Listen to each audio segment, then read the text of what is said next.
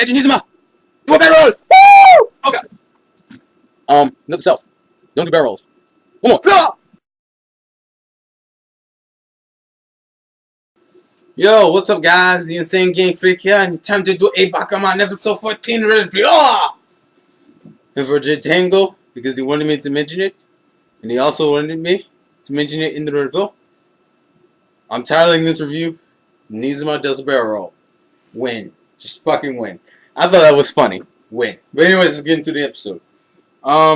Pretty much, the episode starts off with, how do you put this?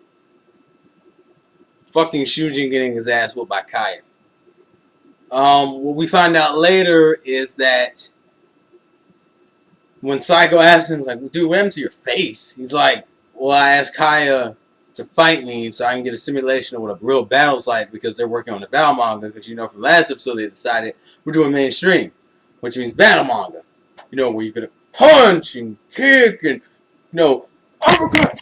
Oh, God. Just knock the camera off the thing. This is where you start seeing some cool interaction between Kaya and them. You start learning more about Azuki somewhat through this interaction.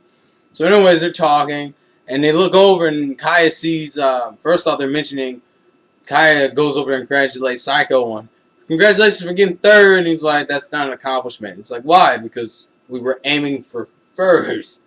You get third when you're trying to get first, that's a failure to them. I'm like, man, how can you be so dedicated? And then you look over, and Psycho's drawing Dragon Ball manga. Yay to all the DB or DBZ fans, mainly just DB fans. And it's like, why are you drawing Dragon Ball manga? And it's like, because I need to get better with my style and me practicing and whatnot, and I can't. So I'm going to draw 100 pages out of every popular battle manga. It's like, wait, what? It's like ridiculous. And Kaya starts to understand how dedicated they are to that stuff. And while they're talking, she mentions, how can you guys be so dedicated? Even Azuki's so dedicated, even though she just failed an audition. And Psycho's like, whoa. Azuki failed an audition. So, even though they kind of set Azuki to be this perfect character, they do explain that she does have her faults and shit. And yeah, she failed an audition. And he's like, what, she didn't text you about it? It's like, no, she didn't text me about it. But it makes sense, because Azuki's that kind of person. Same thing with Psycho. They don't text each other failures. They text each other things they can be proud of. And so Psycho decides, well, I'm going to text her that we didn't do so well and that we'll try hard to do better next time. And Kai's like, yeah, do that. He sends her the text. 5 seconds later, text back. Kai's like, god damn. He's like, yeah, Azuki texts back fast. And Azuki loses the phone, goes, and he reads off the message, and Azuki's like, Kai told you to tell me that, didn't she? Tell her to keep her mouth shut. He's like, ooh, you've been found out. And then they're gonna go into the development for Kaya, which I'm hoping she's gonna get some type of goal by the end of this, by later episodes, because she starts talking about how she doesn't have anything she's good at, and said that she used to be dedicated to karate and stuff until she saw how much stronger the people were than her. So she started to focus more on studying than fighting, and she wants a goal. She wants to have a dream to look forward to, because she doesn't. And she gets kind of depressed because she's like, well, I ain't got anything I'm good at. And here comes a bit of niceness, and Shujin was comedic as fuck with Edgy. I feel like Edgy Nizuma and Shujin were competing for comedy in this episode. Edgy Nizuma won, but this is one of Shujin's funniest moments. Fucking Psycho goes, well, you're really nice. And Shujin goes, well, you have a big rack. And Kaya freaks out. She's like, what is that supposed to mean? It's like, I like Psycho's answer better. He's like, well, isn't it important for girls to have big boobs? Like, that's not the point. Were you some type of pervert? And they're like, and then Psycho's thinking to himself, and then it cuts over to, well, no, I take that back. It doesn't come over yet. It's about to.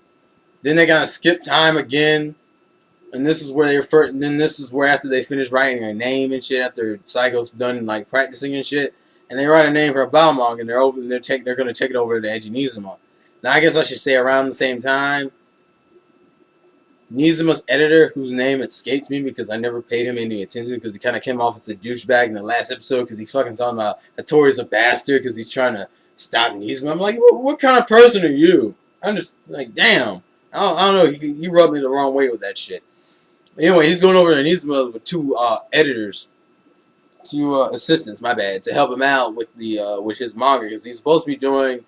He's supposed his one of his mangas, the Yellow Sting, is the one that I think is what it's called.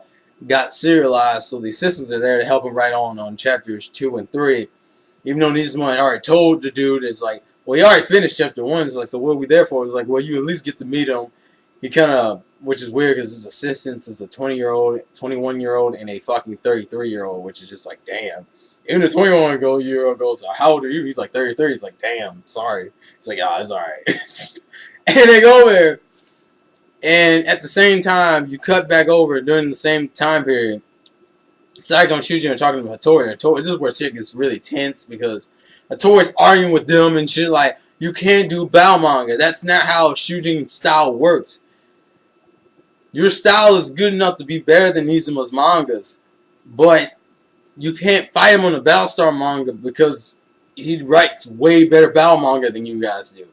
And they're arguing, and as they're arguing, you hear in the same area the phone rings, and it's like, what do you mean Nizuma didn't write for the Yellow Sting?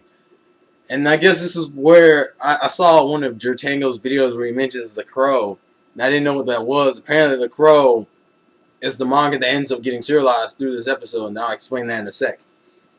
He apparently wrote like a chapter. He's been writing for the Crow entirely because he said he didn't want to do the Yellow Sting.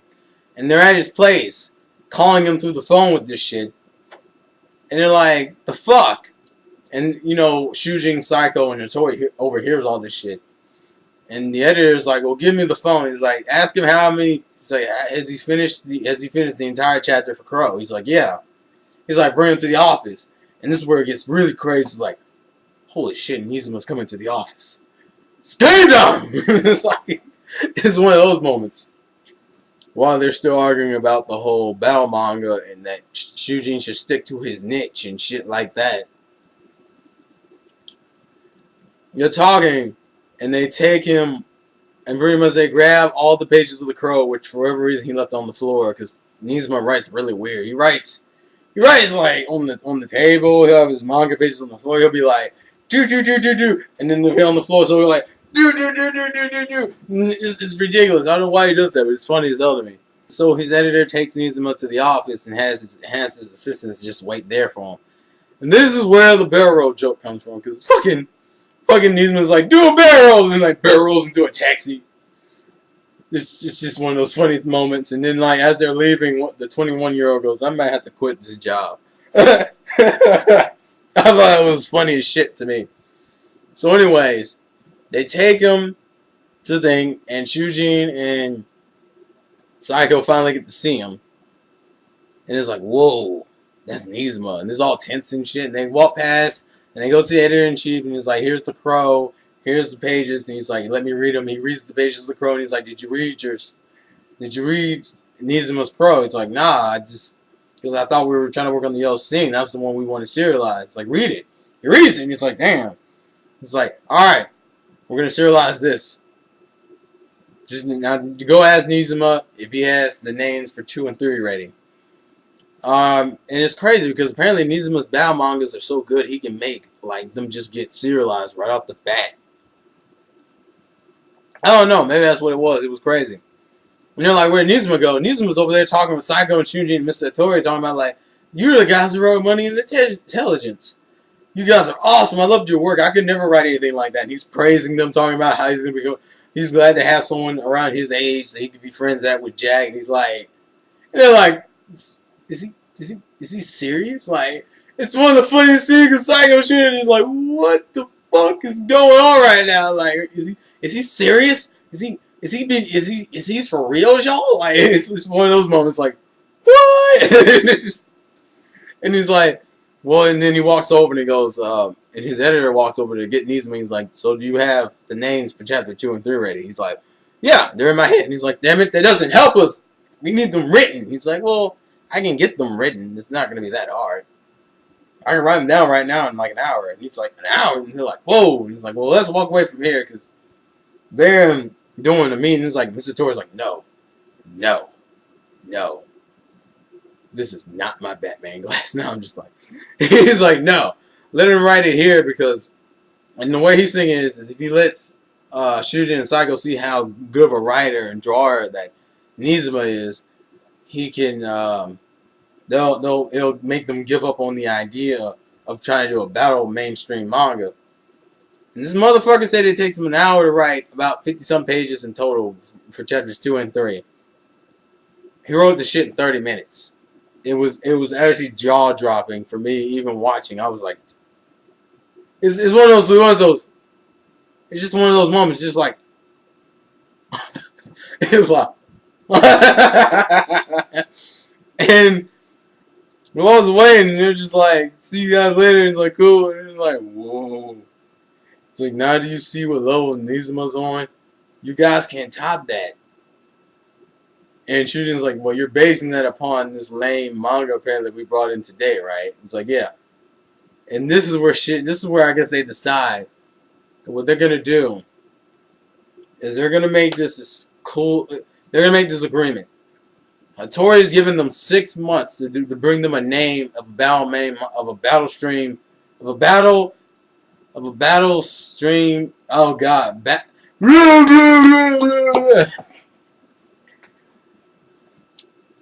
to bring in a battle mainstream manga. And if they can bring in 6 months, if they can bring in a name that's good, they'll work on it. If they can't, they'll do what he says. And if they can't get the mainstream manga approved, Mr. Toy's like, I'll step down from your freaking editor. That's how dedicated we're going to make this shit. So, and that's really how the episode ends. 6 months. We got 6 fucking months to bring in a good battle manga. And if we can do that, it's game time. Now, I know freaking your Tango knows that they do it or not.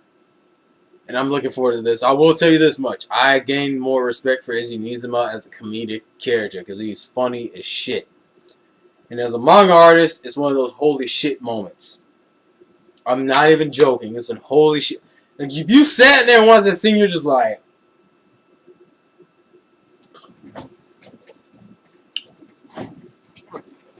One more time for the kicker! Ah!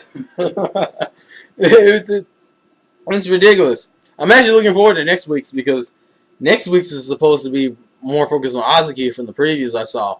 So I'm looking forward to that. Best Wishes isn't sub yet, so I don't know when that review is coming out. But all in all, good episode.